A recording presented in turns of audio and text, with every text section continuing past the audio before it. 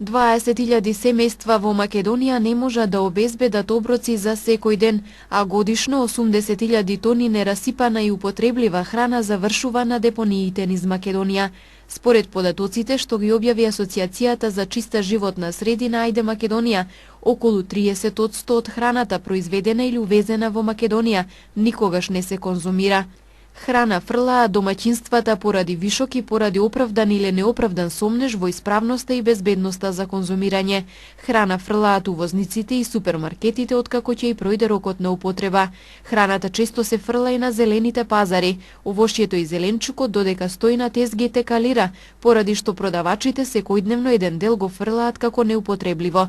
Засега ретка е праксата за храната пред да се расипе и фрли да се продаде по пониска цена или да се донира за хуманитарни цели.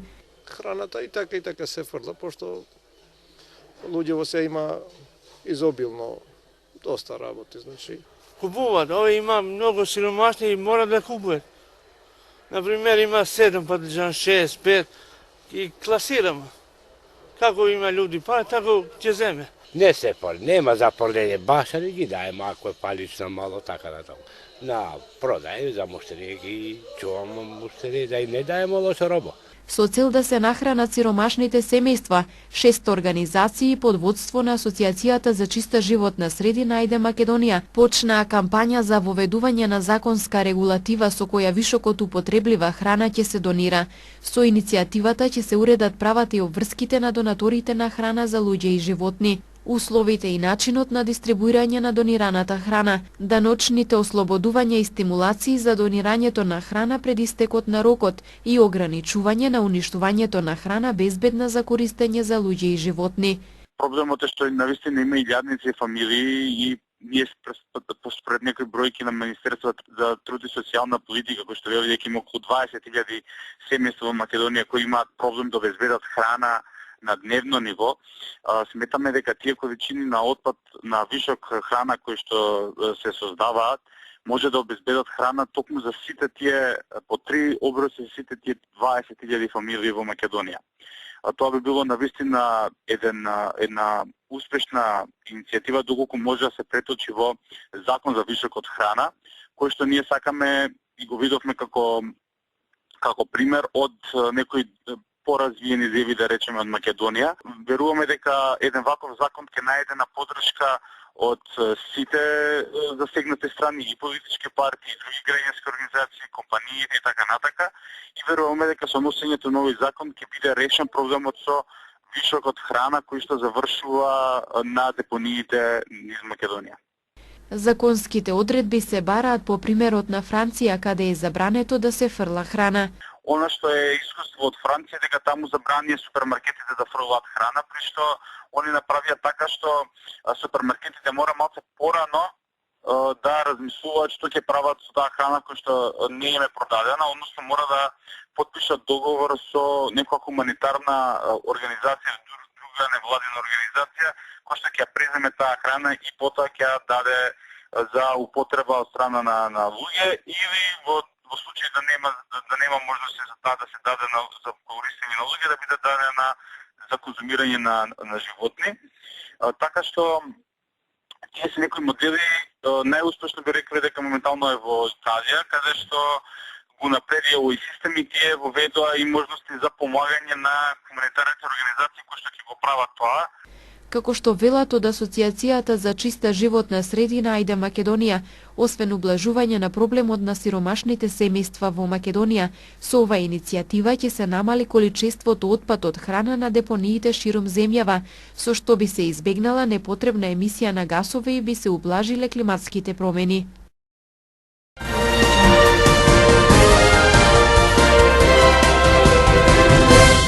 Во тек се подготовките за пролетната сеидба во Тетовско, каде ќе бидат засејани од 5 до 8.000 хектари најмногу житни и градинарски култури. Активностите на терен покажуваат дека земјоделците веќе ги подготвуваат обработливите површини за сеидба на раниот компир, информира Петре Петрески, раководител на Агенцијата за поттикнување на развојот на земјоделството регионален центар Тетово. Она што е од интерес тука за нашиот регион од овие пролетни култури најповеќе раниот компир се засеува, додека другите оние што се градинарските култури во фаза се на подготовка на расадот, за да после тоа се изврши расадување на расадот. Од другите овие пролетни култури кои што би можело да се засеат, земјоделците тука се уште не се започнати подготвителните активности, затоа што е малку рано. Сепак знаеме дека зимата обилуваше со снег, почвата се уште е доста влажна и зависи од регионот, не секаде може да се оптимално изврши обработка на почвата, затоа што еден од предусловите за да може да имаме добро производство и на некој начин да очекуваме добар принос е подготовката на почвата, а тоа се зависи од самата почва, од самата структура на почвата, од реонот, местото и сето тоа земјоделците го знаат, ние им даваме информации, совети и така се однесуваат, значи очекуваат и пратат ситуацијата кога почвата е адекватно спремна да може да се врши обработка. Инако, во моментот од она како теренска активност се запазуваме движење на терен, значи земјоделците работат во оние места каде што се оптимални условите за обработка на почвата. Други активности земјоделците веќе сметаме дека повеќето завршиле со прихрана на озимата пченица, или пак ако не би требало да завршат првата барем прихрана на пченицата, зависи од самата состојба на самиот посев. Дали има потреба од 2 прихранувања или е доволно едно прихранување. Се разбира и другите активности по однос на подготовка на механизацијата. Сето тоа се овој период е она што треба земјоделците да бидат активни. Напоредно со овие активности, земјоделците треба да ги подготват и потребните документи за аплицирање по однос на програмите од ресорното министерство, а до 15 март истекува и законскиот рок за ажурирање на податоците на капацитетите во единствениот регистер на земјоделски стопанства. И тука на некој начин овој период е најпогоден да ги припрема документите, а што е најбитно за земјоделците, веројатно повеќето знаат, но еве и сега користиме прилика да ги информираме, до 15 март законски се обврзани да ги ажурираат податоците на капацитетите во единствениот регистер на земјоделски стопанства, каде што им се водат нивните капацитети, затоа што имаше доста проблеми по однос на тоа дека одредени земјоделски површини неадекватно им се евидентирани. Се случува да им се обележани парцелите на комшијата на нивно име и после при контрола се утврдува проблемот и после е касно да извршат корекција. Тие може да извршат, ама соодветно ќе бидат казнети за тоа. И затоа препорачуваме овој период до 15 март да ги извршат ажурирањето на тие податоци и да се припремат нормално и за другиве програми што треба да аплицираат. Да упатиме еден апел кај земјоделците во подготовка на пролетната сејдба, поготово кај житниве култури и фуражните култури, да ја искористат она можност што ја дава програмата за директни плаќања, затоа што уназад неколку години постепено се намалува поддршката финансиска подносна површина, а се зголемува финансиската поддршка на дополнителната финансиска поддршка поднос на користен сертифициран семенски материјал. Значи, треба земјоделците, затоа што знаеме во овој период може и доста од земјоделците да почнат да го набавуваат семенскиот материјал, за да го имаат при рака, кога ќе се створат услови да почнат со сејбата, да при купување на семенскиот материјал го купуваат од регистрирани овие фирми кои што се бават со продажба на семенски и саден материјал и да побараат фискална сметка и сметко потврда во која ќе биде назначено кој вид на семе или од која сорта е, изразено во килограми исклучително, а не во пакување, затоа што знаеме во последно време, поготово кај пченката е застапено продавање во пакување по број на зрна. Значи 25.000 зрна во една паковка, а зависи од тежината на зрното може да има различна килажа И земјоделците треба да барат фискална сметка и сметкопотврда изразена во килограми и цена и спрема минимално од она што е спрема програмата на Министерството колкава количина на семе треба на единица хектар да се употреби. Петрески ги повикува сите земјоделци за подетални информации да се обратат во Агенцијата за поттикнување на развој на земјоделството, регионален центар Тетово, како навреме би били информирани за можностите на програмите, начинот на аплицирање и регистрирање.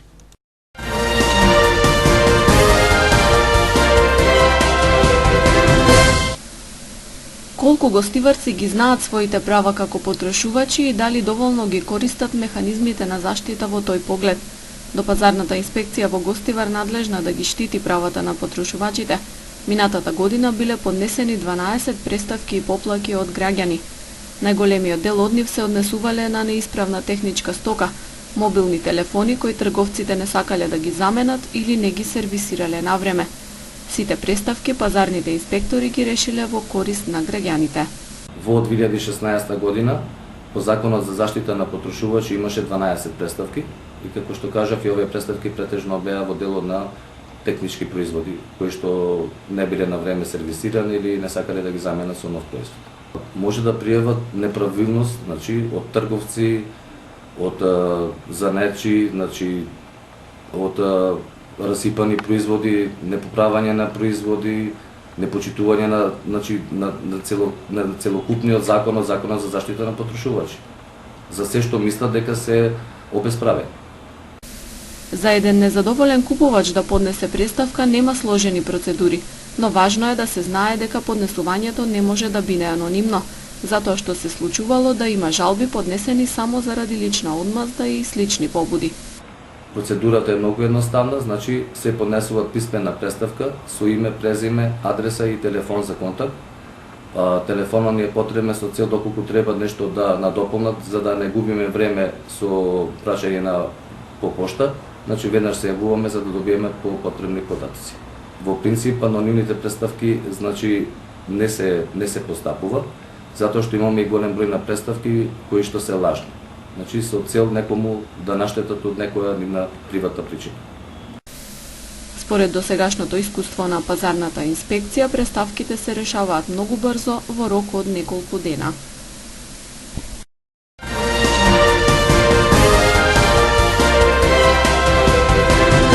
Социјалдемократската младина од Тетово денес достојно ја одбележа 172 годишнината од смртта на Кирил Печиновиќ, зачетникот на просветителството во Македонија.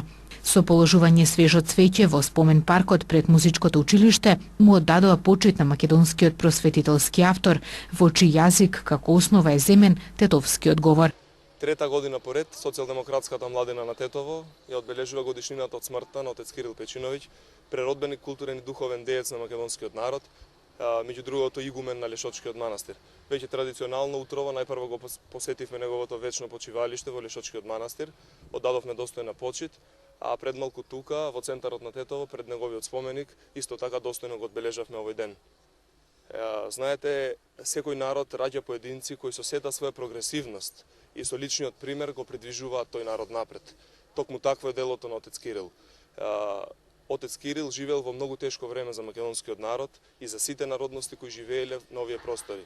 Неговите зборови кои ги запишал во неговите монументални дела и ден денес се повеќе актуелни и свежи. Отец Кирил Печиновиќ многу не задолжил и како народ и како држава, особено како млада генерација кои денес живееме на овие простори. Денес од ова место би сакале да упатиме кратка, но јасна порака до сите организации, политички, културни, општествени, здруженија на граѓани, но и до секој индивидуа кој живее во Тетово и Тетовско. Иако Социјалдемократската младина на Тетово пред 3 години го отпочна одбележувањето на овој меморијален ден, ве повикуваме од следната година да ни се приклучите и заедно низ годините со секоја следна прослава да го направиме неговиот спомен вечен, затоа што овој културен деец тоа го заслужува. За да одбележувањето биде комплетно пред споменикот со звуците на виолината, Социјалдемократската младина потсети на ликот и делото на овој значаен културен деец, а беше прочитан и неговиот епитаф, кој важи за најраниот познат авторски пример на пишување стихови на народен говор во развитокот на македонскиот јазик. 18-та година е игумен на Марковиот манастир во Скопје. Раковски. Тука ја напишал својата прва книга, Огледало, или книга с ја глаголемње огледало, печатена во Будин, неопходна книга прирачник на свештениците при вршење на верските обреди. Терце му негово рождение, пречиста и хиландар пострижение. Лешок му е негово воспитание, подплочава негово почивание. Од негово својот шествие до Христово второ пришествие. Моли да вас, браќа, негови љубими, ходјаштија прочитати сија. Да речете, Бог да би го простил, седе в гроб, црвите ги гости. Овде лежи Кирилово тело, у манастир и у Лешок село. Да Бог да, за добро е дело.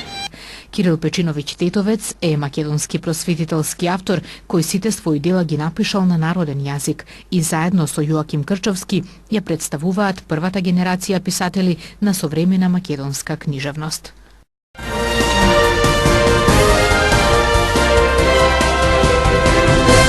Мислам дека тука тактички се погреши од страна на трите партии на албанците во Македонија, што некако лошо го поставија целото прашање на реформите, настрана каде е подготвена таа платформа, туку и што тоа се постави како документ земи или остави, да нема разговор за тоа, вели првиот претседател на Собранието во независна Македонија Стојан Андов во неделното интервју на Радио Слободна Европа.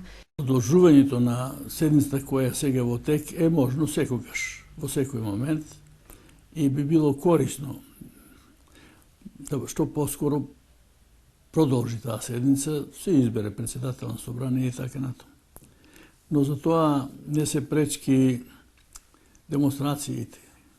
Во минатото колку пати ние сме држале седница на Собрание, па дури ни влегува и у зградата, кршеа и така, 2001 особено тоа беше таков случај. Ние не престанавме ни во еден момент да работиме. Не е тоа причината. Причината е што е малку поширока оваа криза и тоа не е криза само на Собранието и неговата работа, туку централно место е сега што ние не можеме влада да избериме, а тука, меѓу другото, е и овој став на председателот на Република Македонија Ѓорги Иванов, кој има своји причини и ги кажува и одбива да го даде мандатот на Зоран Заев, кој пак има легитимно мнозинство во парламентот и тој спор мора што поскоро се рече. Кога тој ќе се реши тој спор, ќе се реши и продолжувањето на собранието, на работата на собранието и така натаму. По упатеното писмо на Иванов, со кое бара повлекување на платформата од светските лидери, какви сигнали се испраќаат кон дипломатскиот свет и дали со тоа тој испраќа дециден став дека нема да се преодомисли и покрај изјавите од представниците на Европската заедница и на САД, кои упатија остри критики поради неговото одбивање да го додели мандатот. Тој не упати писмо до сите светски лидери. Например, не упати писмо до председателот на Руската федерација Путин. Упати писмо, да кажам така, кај што има легална основа за тоа. Таму, кај што ние имаме специјални односи. Да кажеме, ние имаме барање да бидеме примени за полноправно членство во Европската унија, упати писмо до председател Туск на Советот на Европската унија. Според тоа, таков е изборот на председателот. Од таму треба да, на нашиот председател на државата, од таму треба да видиме и кои се неговите намери. Сигурно прва негова намера е да тие инстанци прецизно ги информира како што тој ги разбира работите, да ги информира за што се случува овде и зошто тој не го дава мандатот. Тоа е едната цел и тој ја оствари таа цел. Целосното интервју на Радио Слободна Европа со првиот председател на Собранието во независна Македонија Стојан Андов ќе имате можност да го гледате денес на програмата на телевизија КИС со почеток во 19 часот.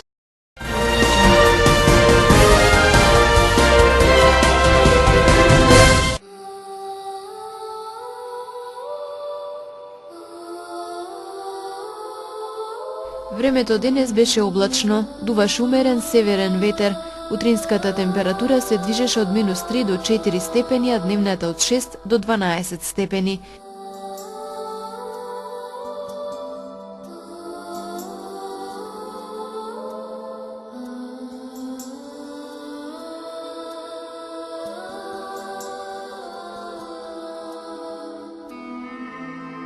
За утре метеоролозите прогнозираат променливо облачно време наместа со кратки сончеви периоди. Ќе дува умерен северен ветер. Утринската температура ќе се движи од -1 до 5 степени, а дневната од 7 до 12 степени.